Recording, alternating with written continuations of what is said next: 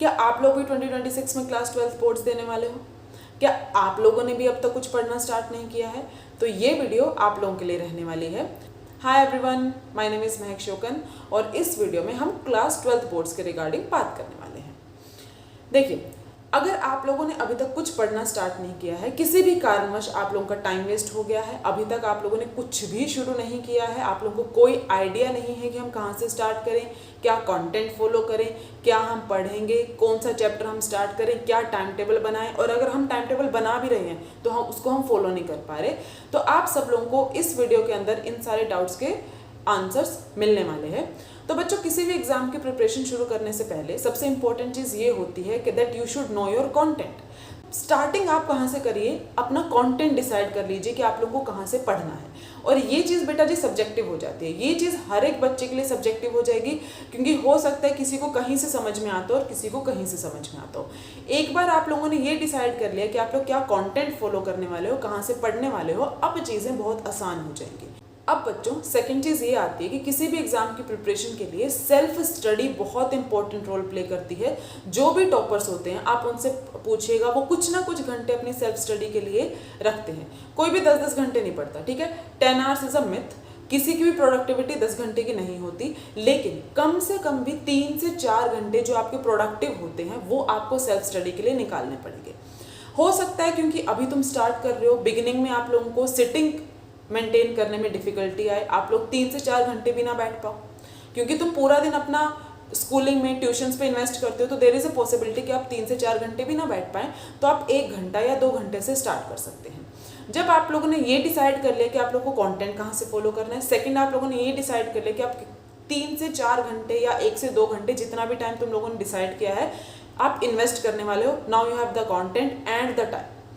अब आप लोगों को थर्ड चीज़ क्या डिसाइड करनी है कि वो आपका जो टाइमिंग है वो कौन सा रहेगा।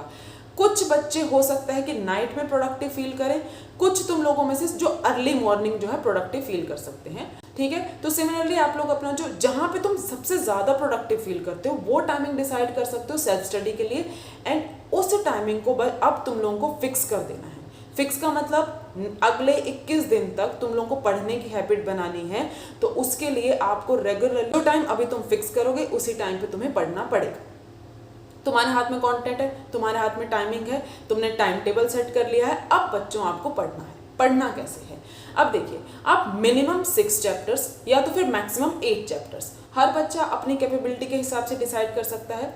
किसी को अगर 8 चैप्टर ज़्यादा लगते हैं तो वो 6 चैप्टर का टारगेट रख सकता है। हम किसकी बात कर रहे हैं? हम आने वाले 21 दिनों की बात कर रहे हैं कि आप आने वाले 21 दिन में जिन बच्चों को 8 चैप्टर्स ज़्यादा लगते हैं वो 6 चैप्टर पर स्टिक कर सकता है। अब क्या है बेटा, आपको पता है कि आप लोगों के पास 5 सब्जेक्ट्स होते हैं बोर्ड्स में, तो उन 5 सब्जेक्ट्स में से आप डिसाइड कीजिए कि किस सब्जेक्ट के आप 2 चैप्टर्स करने वाले हैं, किस सब्जेक्ट का आप 1 चैप्टर करने वाले हैं।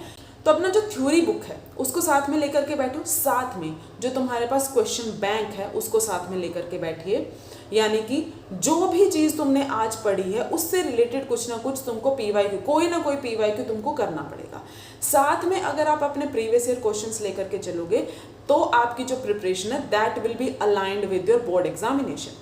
अगर आप साथ में पीवाईक्यूज भी सोल्व करते हो तो आपकी जो प्रिपरेशंस हैं, आपकी जो प्रैक्टिस है वो काफ़ी अच्छी हो जाएगी by the end of October और नवंबर, ताकि लास्ट में जाकर के तुमको स्पेसिफिकली पीवाईक्यू के ऊपर फोकस ना करना पड़े, और ताकि तुमको ऐसा ना लगे कि जो आप लोगों ने प्रिपरेशन करी थी वो तो बोर्ड के साथ अलाइन नहीं करती, ठीक है। आपका जो बोर्ड का एग्जाम का पैटर्न है उसके साथ अलाइन नहीं करती, क्योंकि तुम्हें पता है अब जो है बोर्ड एग्जामिनेशन में कॉम्पिटेंसी बेस्ड क्वेश्चन ज़्यादा आने लगे हैं, तो रट्टाफिकेशन वाला काम नहीं चलेगा। आपने जो थ्योरी पढ़ी है उस पर बेस्ड तुमको कंसेप्चुअल क्वेश्चन सोल्व करने ही पड़ेंगे, तो इसलिए बहुत इंपॉर्टेंट हो जाता है कि आप जब पढ़ने बैठें तो अपने साथ एक क्वेश्चन बैंक भी रखें, ठीक है। द नेक्स्ट वन इज कि अब जब आप लोगों के पास सोर्सेज हैं, you have multiple sources to study, लेकिन नोट्स आपको अपने खुद बनाने हैं। कभी भी ऐसा मत सोच के चलना कि किसी भी फलाना ढिमकाना के नोट्स तुम उठाओगे और उसको कॉपी पेस्ट करोगे। अपने हाथ से नोट्स बना करके ही आपको प्रैक्टिस करनी है, क्योंकि खुद के बनाए हुए नोट्स ही तुमको बहुत अच्छे से समझ में आएंगे।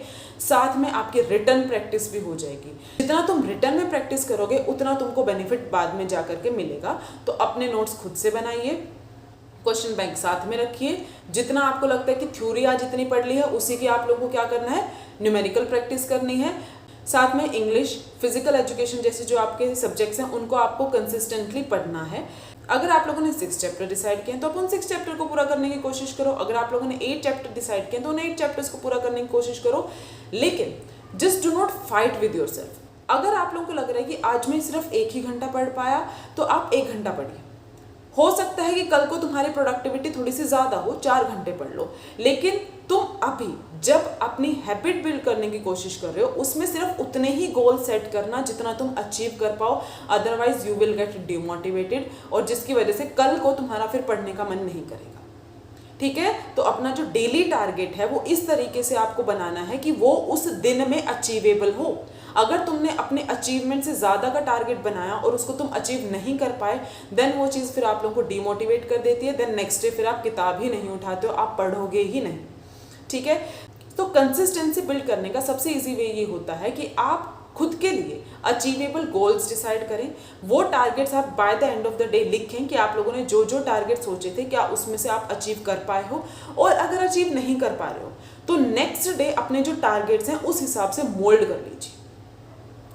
जब आपके डेली टारगेट्स अचीव होने लगेंगे, आपको लगता है कि अब हमारी सिटिंग अच्छे से मेंटेन हो गई है, हम अब 3 से 4 घंटे बैठ पा रहे हैं, तो आप अपने जो डेली टारगेट्स हैं उनको इंक्रीज कर सकते हो, क्योंकि फिर आप उनको अचीव कर पाओगे। और देखते ही देखते इसी तरीके से 21 दिनों के एंड तक आपके 8 या 9 चैप्टर कंप्लीट हो जाएंगे और आप लोगों को पता भी नहीं चलेगा। तो इसी तरीके से फिर आपकी जो है सिटिंग हैबिट बन जाएगी, कंसिस्टेंसी बन जाएगी, and this will help you score better in your board exam.